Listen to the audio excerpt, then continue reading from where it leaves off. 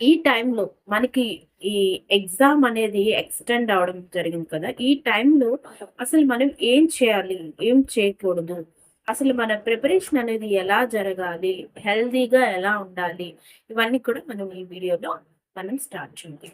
అయితే మనం గుర్తుపెట్టుకోవాలి, మనకి ఎగ్జామ్‌కనేది ఒక 100 డేస్ అనేది టైము దొరకడం జరిగింది.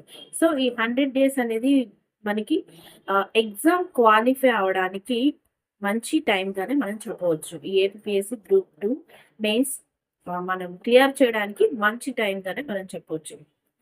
టైమ్ గ్యాప్ అనేది మనకి ఎక్కువగానే దొరికింది. సో, మనం యాస్పిరెంట్స్ అనేవాళ్ళు గుర్తుపెట్టుకోవాలి.